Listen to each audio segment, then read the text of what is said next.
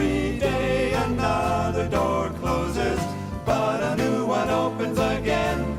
Whoa, every way we travel must end, but there another road begins.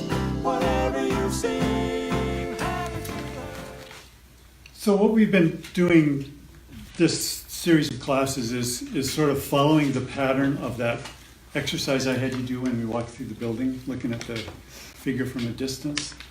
So we're looking at sort of the basic structure and how to put the three components together that make up kind of the keel of the ship. And that part is kind of putting together the architecture of the skeleton. And from that point on, then you've in your drawing, you sort of have a map where you can place everything in the proper perspective. And what I've discovered is if you get a figure in pretty good proportion internally, you can do almost anything to it, and it'll look like a person. And so what we're moving into now is sort of a new level of understanding how to draw the figure. And it's based on the understanding that you already know where those basic parts are. So then once you have a map, at least in your head, of how this works, then you can proceed with moving forward in making a drawing. And today I want to encourage you, everybody doodle while I'm talking to you. So just get a piece of paper, maybe the back of an old drawing or something, because it's really doodling. And what I'd like you to do is make as many different kinds of line as you can. Just, every time you think of a new way of making a line, try it. And, fill up your paper with this stuff, because we're going to talk about line. That's a real important part of the drawing, of course. And when you're talking about the figure, there's a lot of information there.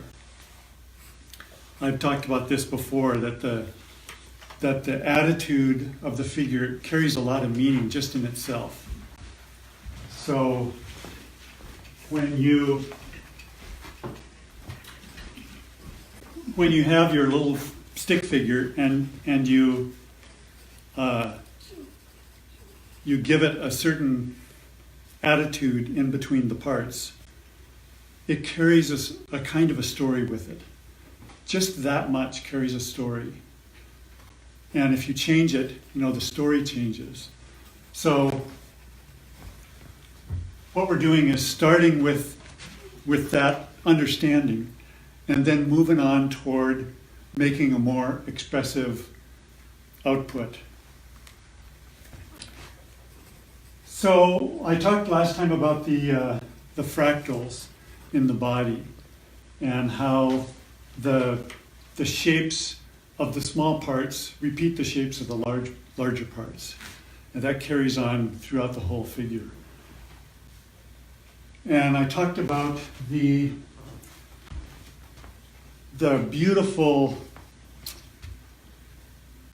dynamic shapes that is just inherent in all of nature, but is really, really there in the human body. The S-curve and the spiral. That's talking about the internal motion of the structure. And now I want to carry on that idea and talk about the energy that is inherent in that same form. So this is not only just a static form that emphasizes motion, but it is full of energy. And one of the most beautiful ways I think of it is, it's like if you think about the body being hollow, you've got a certain pose and the entire body is hollow, kind of like the sculpture out in the front room, the woman's torso, it's nothing but space on the inside. So here I've got this leg, and I'm going to repeat that same form, except it's going to be hollow. Yeah, I'm exaggerating a little bit, but you'll get the idea here. Now think about it as you're introducing a waterfall into the top of the head. So there's this huge volume of water that is crashing through the hollow body. And it gets down to this leg, and what it's doing is, from the center of the body, it runs into this wall over here, and it bounces off. And all of that water goes crashing over to the other side. And each one of these creates a kind of eddy. And the water crashes off here, and some of it goes up here, and some of it goes down this way. And this is just constantly happening inside the body. So if you think about how the dynamism of the energy of the line flows through the body, it never is quiet. It just keeps going and cycling and crashing into those empty spaces. And if you think about it, the energy is concentrated in those places where the water has to turn a corner. And that's exactly what you see here. It's turning this corner, it's turning that corner, it's turning this corner and that one. And remember I said the S-curve can be seen in both ways. The same thing happens with the energy. So there's some of the water that goes this way, and it crashes into this side, and then this side, and this side. So this is constantly happening throughout the form. And again, talking about the fractals, it happens on the scale of the fingers. So, if this is my finger, the same thing is happening. Here's the nail, here's the knuckle, another knuckle. That dynamism is carrying on throughout the entire body. Think about that as you're carving your form. So how do you depict that kind of thing? How do you turn that idea into something that is part of the drawing? One thing you don't want to do is to grab the very tip of your pencil and try to do little lines like this.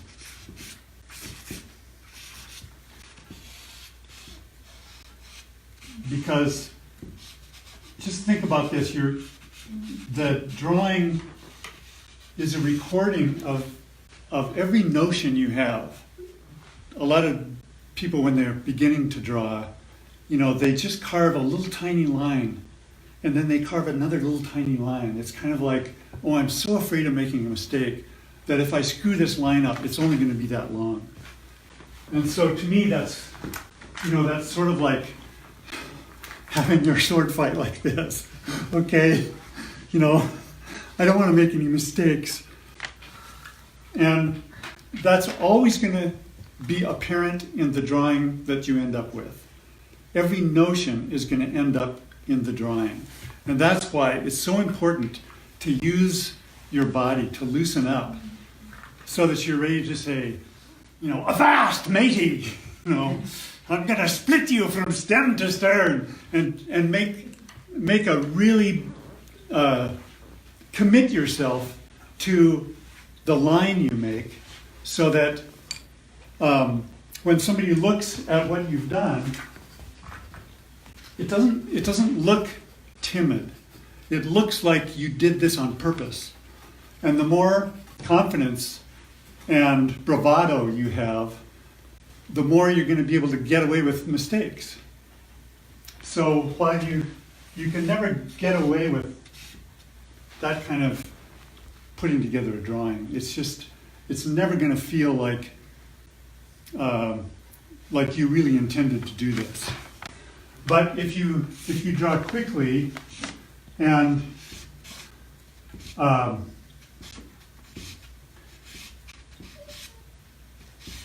you, that's terrible, but what I'm getting at is if you make a determination, if you really decide what you're going to do and do it, that's going to come through on the drawing. I always prefer to see a really active kind of carving a line like you do with your sword. So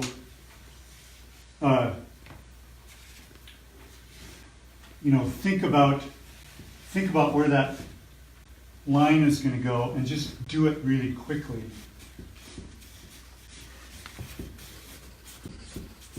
And it's much more likely that there will be a sense of flow and that you'll be able to capture that feeling that there is life inside the figure. There's different ways of dealing with the three components. Usually what I do when I'm drawing is I'll put those in and just leave them there. And I end up, doing my drawing around it and using those components as my map. And I'll make the drawing darker and darker as I sort of decide where those lines are going to go. That's how I deal with it. Sometimes, if I'm doing like a drawing that I want to turn into a finished artwork, and I don't want to have all that scribbly stuff in it, I usually don't try to erase it. I'll think about where those components are, and then just do the line on the outside. So here's an example of that. You can see that there's no lines in the middle of it. You can see the form, but there's a lot of different ways of delineating where those parts are. And you don't need a whole lot of it. The viewer doesn't need a whole lot of information about where the parts are. As long as you have a few indications, the viewer's mind is going to fill in the rest. And so it's actually very hard to leave stuff out. And that's one of the things that I think as a sort of a master, you learn how to do the real difficult stuff of leaving stuff out, because that's hard to do. Easier than that is just putting it in and then erasing it. And I've done a lot of stuff like that. I just want to give you a couple of examples. This is actually using quite a few different techniques. Each of these ways of approaching the figure gives you a different feeling. So there are all these different expressive possibilities. And this is one of the things I wanted you to think about when you're drawing these lines. What does the line itself tell you about what you're experiencing? So it seems to me that the line should always tell a story. And if you're drawing with a ballpoint pen, the line is always going to have this, it's always going to look the same.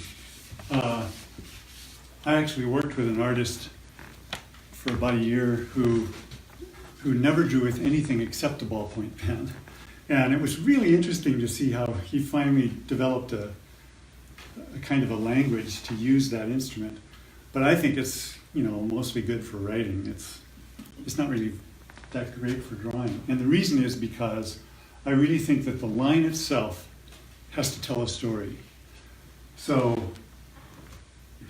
I got up this morning and I took a hike up into the hills, and I came around the top of the hill, and there's this rabbit that ran around in front of me. And I ran down the hill, and down at the bottom, I stopped and found this beautiful tuft of flowers. And then I decided to turn around, and so your line is actually telling this really great story. And the body is just full of sculptural possibilities, forms that do not lend themselves to a two-dimensional surface, right? So what this kind of line does is it gives you a way of walking back and forth over the contour. And I really want to encourage you to use that kind of thinking when you're creating your line. So the line is going to tell a story as you're traveling over the surface of the body. And what I'm going to do tonight, working with the model, is we'll try a few different kinds of drawing. On the first pose, I want us to do a scribble thing, like you're just going to fill up the figure with steel wool. And no delineation, just try to kind of outline where the figure is and fill it all up with marks. And then the next one we'll do is kind of like a bank of fog. It's just, and this is where you use either a flat piece of charcoal like this or the side of your pencil, and just try to fill it up with kind of a fog that you can then carve later when you have the form there, and you can visualize, okay, here's where it ends, here's the South Pole and the North Pole. So you already know, you've got it mapped out in your head. Then you can start carving these lines or delineating where the elements are according to the pose. Okay? The third thing we'll do is a contour drawing where you just are looking at the pose. You're not looking at your paper. So you say, okay, we're going to start with the head, and you just follow, your eye goes in a certain direction and your hand is trying to follow where your eye is going. And just forget about what it looks like. It's going to look terrible. That doesn't matter. Just so long as you know that what you're doing is coordinating your line with your eye. So that's the purpose of that exercise. The next one is kind of like the same thing, except instead of just slowly walking around the form, I want you to look at the form, and then it's like you're skiing. So you look at the form and you go, okay, there's that line, and there's this line, and this one. So it's a little more fluid movement. And then the last one, this kind of real intentional carving of the figure, using all these principles that I've been talking about. So you're looking at the figure, you're saying, okay, how am I going to make this delineation? So here's a big sculptural form, and here's another form that's in front of it. How am I going to make that transition? So that's what's coming up. And meanwhile, I promised I would talk about the hand a little bit. I just don't have time to talk about anatomy very much in this whole series. But the hand is really important, and so is the feet. But the feet are a little more complex. The hand is a little bit easier to talk about just because there's a way of simplifying it. And that is, if you think about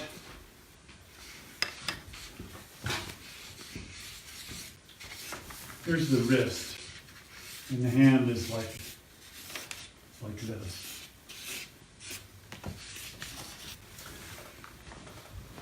About the knuckles are about half the distance between the end of the longest finger and the wrist.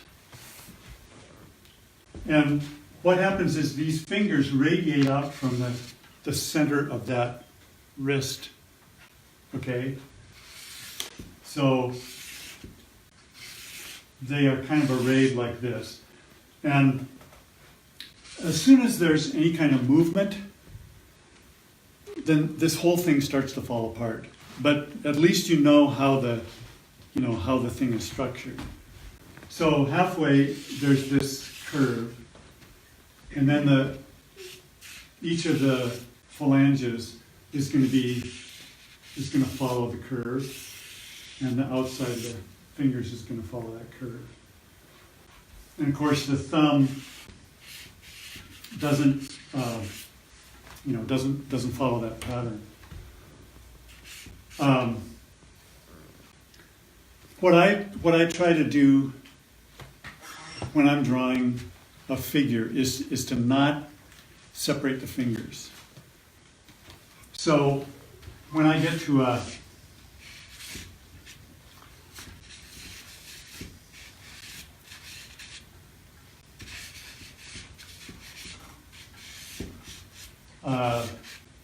when I get to a hand, what I'll do is sort of make a shape that approximates what your eye sees.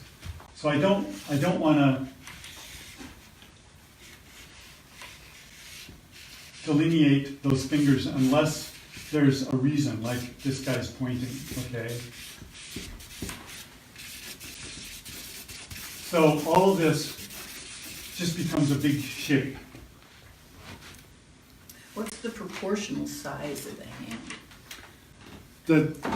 The size of the hand is basically between the chin and the hairline. Okay. That's a good thing to keep in mind. You know, that's a pretty decent measurement.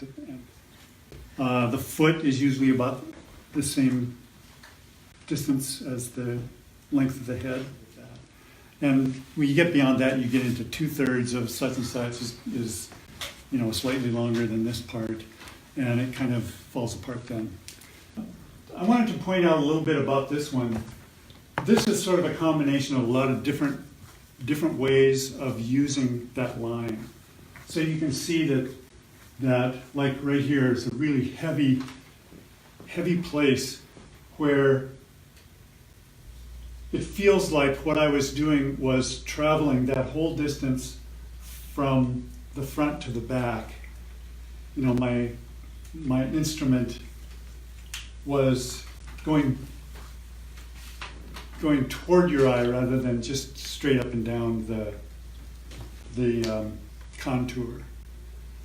Because the way your eye interacts with the model, you see a line, it's always perpendicular to the outside edge, right? And what I'm trying to get across is that's not the way the body works. That's the way physics works. And so if I just draw this, the outside of the body like this, it's just not as interesting to me as if I put some life into that line. Does that make sense? So is it also about value? For the most part, I'm not going to be talking about value, but this foggy drawing, that's one place where I really think a lot about value. Like, for instance, I might do a pose, let's see.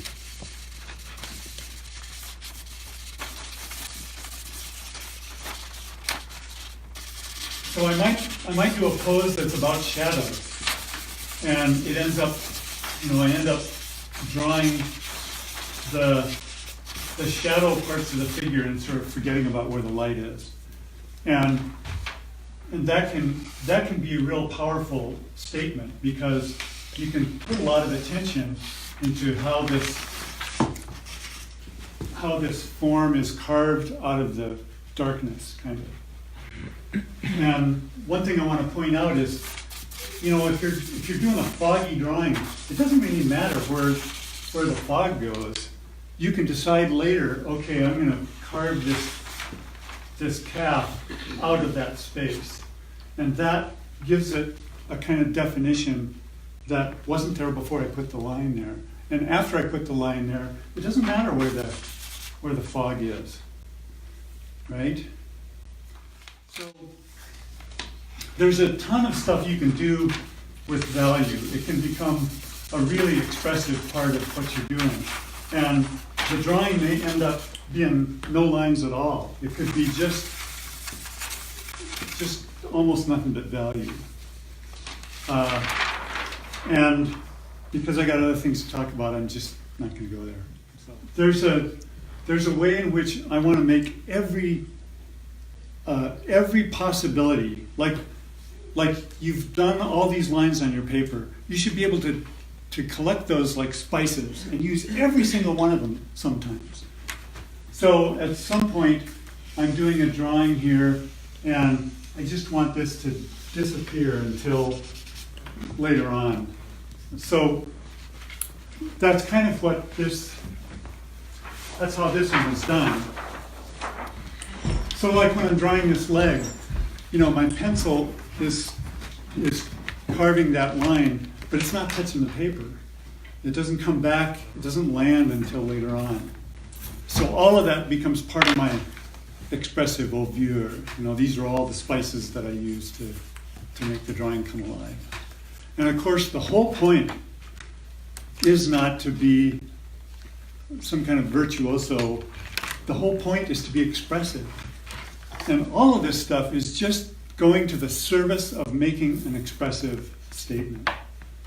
When you're starting out, and you're having trouble with getting things right, in proportion, isn't it better to, what I try to do is I'll take a very soft line, maybe a hard pencil or something, and get those basic points in, and then start with an expressive line. Right. Because then you've got like an armature to build on. Yeah, and that's, as I say, there's different ways of doing that. One is to do just a really soft structure so that you have that armature. Mm-hmm. Another one is to just go over the top of it. This is maybe a good example. There is some structural lines on here, but you just can't see them because the darker ones cover it all up. Yeah. And as far as I'm concerned, I hardly ever need to use an eraser unless I'm actually actively erasing a line to make it disappear. But you can see there's all kinds of extra lines in here that don't really add up to the final expression, but are helpful in putting the structure together. I was just thinking for people, you can do it just right out of your head with an expressive line because you know where things go.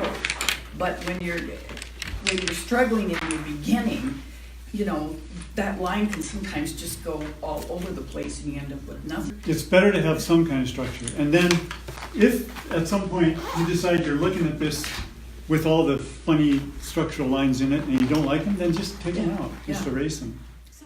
And we talked about the concave and convex lines.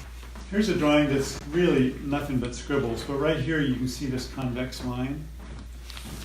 And I just want you to feel how that is different than this one. It has the same curve in the same place, but there's a bunch of convex lines that kind of carve that. And that's a little, kind of a dramatic example, but that gives you an idea of what that was about. Whoa, every way